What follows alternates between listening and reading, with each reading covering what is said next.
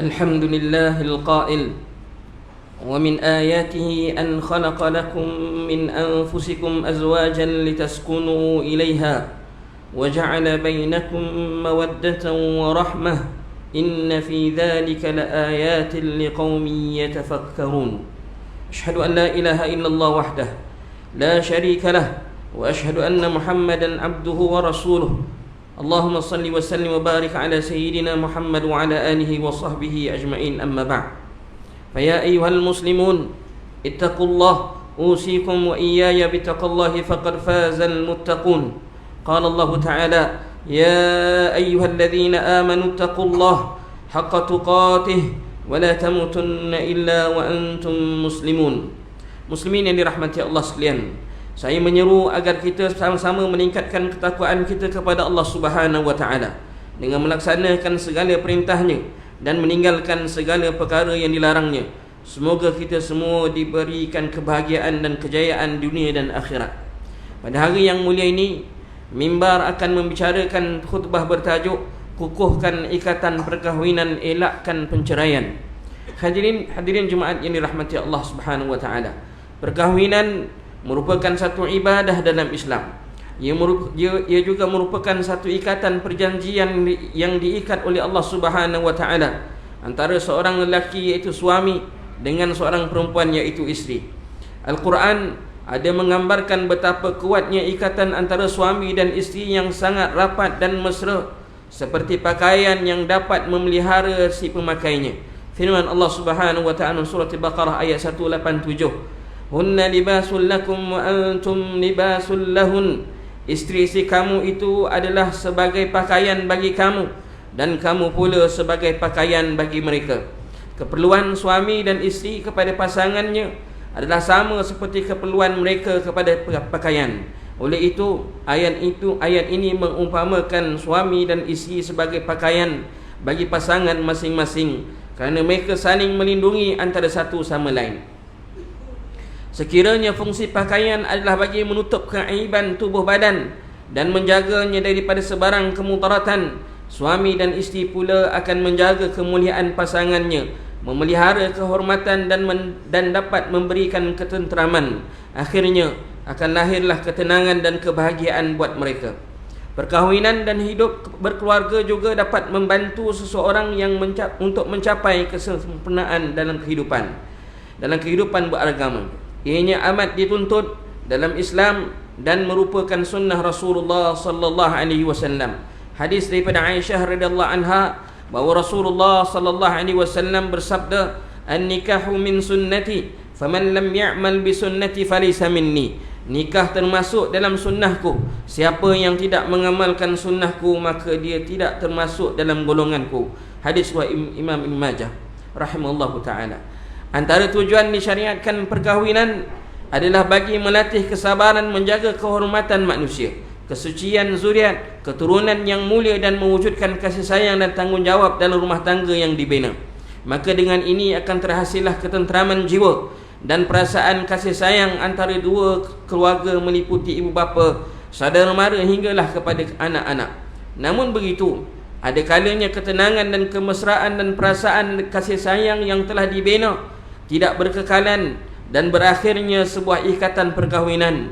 Dalam keadaan ini terjadi akibat daripada beberapa faktor, antaranya adalah masalah komunikasi antara pasangan, pengabaian nafkah, pengabaian perasaan pasangan, pengabaian agama serta wujud pihak ketiga. Muslimin yang dirahmati Allah Subhanahu wa taala, antara kekuasaan dan kebesaran Allah Subhanahu wa taala adalah menjadikan suami isteri berbeza dari sudut sikap, kegemaran dan cara berfikir. Sebagai hambanya yang matang, kita hendaklah berusaha untuk menyesuaikan diri dan meraihkan perbezaan antara pasangan masing-masing. Wujudkanlah suasana berkomunikasi secara harmoni sesama pasangan dengan berbincang secara baik untuk menyelesaikan segala permasalahan yang timbul. Dapatkan nasihat daripada orang yang lebih berpengalaman seperti pegawai khidmat nasihat di pejabat agama sekiranya timbul kekusutan. Buanglah sikap ego, pentingkan diri dan sikap suka menyalahkan di antara satu sama lain. Di samping itu, elakkan diri daripada menggunakan kata-kata yang sesama pasangan kata-kata yang kesat sesama pasangan, amalkan menegur secara berhemah, dan jagalah perasaan sesama pasangan. Di samping itu, bagi mengukuhkan lagi ikatan perkahwinan, para suami hendaklah cakna dengan kewajipan yang perlu dilunaskan. Pemberian nafkah oleh suami kepada keluarganya adalah wajib. Keengganan para suami untuk menunaikan tanggungjawabnya dalam memberi nafkah merupakan satu dosa. Pemberian nafkah ini juga diumpamakan sebagai sedekah yang wajib yang diberi pahala oleh Allah Subhanahu wa taala. Hadis daripada Abu Mas'ud Al-Ansari radhiyallahu anhu bahawa Rasulullah sallallahu alaihi wasallam bersabda, "Idza anfaqa al-muslim nafaqatan ala ahlihi wa huwa yahtasibuha kanat lahu sadaqah." Apabila seorang muslim menafkahkan suatu nafkah kepada keluarganya dan dia mengharapkan pahalanya, maka perkara itu menjadi sedekah baginya. Hadis riwayat Bukhari. Kehadiran orang yang ketiga dalam perhubungan suami isteri juga boleh membawa kepada konflik sehingga berlakunya perceraian. Islam amat melarang keras tindakan seseorang yang merosakkan hubungan antara suami dan isteri. Hadis daripada Abu Hurairah radhiyallahu anhu bahawa Rasulullah sallallahu alaihi wasallam bersabda, "Man khabbaba zawjatan mri'in aw mamlukahu falaysa minna." Siapa yang melakukan takhbib, iaitu tipu daya, terhadap isteri seorang atau terhadap hamba orang itu yang dia miliki, maka dia bukanlah daripada kalangan kami. Hadis riwayat Abu Daud. Takhbib ialah ini merujuk kepada perbuatan orang ketiga yang merosakkan dan mengeruhkan hubungan seorang isteri dengan suaminya sehingga sampai ke peringkat boleh menyebabkan perceraian. Para ulama berpendapat bahawa perbuatan takhbib ini adalah haram dan merupakan satu dosa besar. Malah Nabi SAW tidak mengiktiraf orang yang ketiga sebagai umatnya. Sidang Jumaat yang berbahagia, dalam kehidupan berumah tangga, kita harus menerima hakikat bahawa akan terdapat kekurangan dan kelemahan dalam diri pasangan masing-masing. Sebagai manusia biasa, kita tidak pernah lekang daripada melakukan kesalahan. Seorang suami dalam sebuah keluarga seharusnya menjadi pelengkap atas kelemahan dan kekurangan isteri, dan begitu juga dah sebaliknya buat para isteri. Ingatlah, di sebalik kekurangan pasangan kita terdapat kelebihan yang Allah Subhanahu wa taala kurniakan tanpa kita sedari. Oleh itu, amatlah kita berpatutan jika ditularkan amatlah tidak berpatutan jika ditularkan melalui media sosial tentang keburukan, kekurangan dan keaiban pasangan, kerana ini jelas menyalahi hukum syarak dan akhlak Islam. Sejak kebelakangan ini sering ditular di dada-dada akhbar dan media sosial isu perceraian yang melibatkan personaliti terkenal di kalangan masyarakat. Penularan berita yang meluas mengenai perceraian ini memperlihatkan media tidak menghormati privasi dan kehidupan pribadi mereka yang boleh memberi kesan negatif kepada pasangan yang terbabit.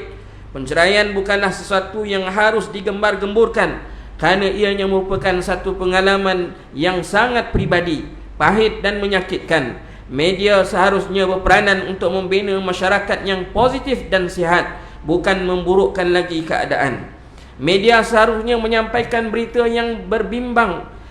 Media seharusnya menyampaikan berita yang berimbang dan tidak hanya membangkitkan kontroversi. Platform media adalah untuk mendidik masyarakat tentang pentingnya menjaga hubungan yang sihat dan cara menangani perpisahan yang dengan baik. Muslimin yang dirahmati Allah Subhanahu wa taala, setiap pasangan perlu sentiasa bijak berhadapan dengan apa juga cabaran rumah tangga dan menanganinya dengan tenang, sabar dan positif. Firman Allah Subhanahu wa taala dalam surah An-Nisa ayat 19, "Fa in karihtumuhunna fa'asa an takrahu shay'an fa in karihtumuhunna fa'asa an takrahu shay'a wa yaj'alallahu fihi khairan katsira." Kemudian jika kamu merasai benci kepada mereka, iaitu disebabkan tingkah lakunya, janganlah pula kamu terburu-buru menceraikannya, kerana boleh jadi kamu bencikan sesuatu sedangkan Allah hendak menjadikan pada apa yang kamu benci itu kebajikan yang banyak, iaitu untuk kamu. Untuk mewujudkan suasana harmoni dalam kehidupan berumah tangga memerlukan kepada ilmu, iaitu dengan menambahkan ilmu terutamanya ilmu komunikasi dan ilmu psikologi dalam rumah tangga serta ilmu agama khususnya fiqh rumah tangga. Oleh itu, tuntutan ilmu dengan menghadiri kelas-kelas pengajian, terutamanya kelas-kelas agama, kuliah-kuliah di masjid, dan melalui pembacaan buku tentang tanggungjawab sebagai suami isteri. Bagi menghayati ajaran Islam sepenuhnya dalam kehidupan berumah tangga, boleh dimulakan dengan perkara-perkara asas seperti pemantapan akidah, mendirikan salat berjamaah sesama ahli keluarga, membaca dan mentadabbur Al-Quran bersama-sama ahli keluarga, tolong menolong dalam melakukan rutin harian sesama pasangan, dan mengamalkan sunnah Rasulullah sallallahu alaihi wasallam. Pimpin dan bimbinglah keluarga kita ke jalan yang diredai oleh Allah Subhanahu wa taala, agar sama-sama mendapat kejayaan di dunia dan di akhirat, serta perkahwinan yang diimpikan, iaitu sakinah, mawaddah dan rahmah. Muslimin yang dirahmati Allah Subhanahu wa taala, mengakhiri khutbah pada tengah hari ini, marilah kita mengambil beberapa pengajaran daripada khutbah ini dan dijadikan panduan dalam hidup kita, iaitu yang pertama, umat Islam hendaklah yakin bahawa perintah untuk berkahwin adalah daripada Allah Subhanahu wa taala, bagi menjaga umat Islam daripada terjebak melakukan dosa besar, iaitu penzinaan. Yang kedua, umat Islam hendaklah berusaha untuk mengukuhkan ikatan perkahwinan dengan mengamalkan cara hidup Islam keseluruhannya. Yang ketiga, pasangan suami isteri yang menghadapi konflik rumah tangga hendaklah merujuk kepada pejabat-pejabat agama, dan janganlah luahkan perasaan dan kelemahan pasangan kepada individu yang tidak sepatutnya atau melalui media sosial, kecuali kepada individu-individu lain yang dibenarkan oleh hukum syarak sahaja. Yang keempat, setiap pasangan yang telah membuat keputusan terpaksa bercerai hendaklah bersabar ketika menunggu proses perceraian. Namun proses perceraian yang ditetapkan oleh pihak berkuasa hendaklah efisien dan tidak menzalimi pasangan. Dan yang kelima, umat Islam hendaklah banyak berdoa, memohon petunjuk dan panduan daripada Allah Subhanahu wa taala, agar dilimpahkan dengan mawaddah dan rahmah dalam kehidupan berumah tangga. A'udzubillahi minasyaitonir rajim. Wa yastajibul ladzina amanu wa 'amilus salihati wa yaziduhum min fadlih wal kafiruna lahum 'adzabun syadid. Dan ia memperkenankan doa permohonan orang-orang yang beriman serta beramal saleh, dan ia menambahi mereka dari limpahnya kurnianya, iaitu selain dari yang mereka pohonkan, dan sebaliknya orang-orang yang kafir, bagi mereka azab seksa yang seberat-beratnya. Surah Asy-Syura ayat 26. Barakallahu li wa lakum fil Qur'anil azim, wa nafa'ani wa iyyakum bima fihi minal ayati wadh-dhikril hakim, wa taqabbala minni wa minkum tilawatahu innahu was-sami'ul 'alim. Aqulu qawli hadza wa astaghfirullahal azim li wa lakum ولسائر المسلمين والمسلمات فاستغفروه إنه هو الغفور الرحيم.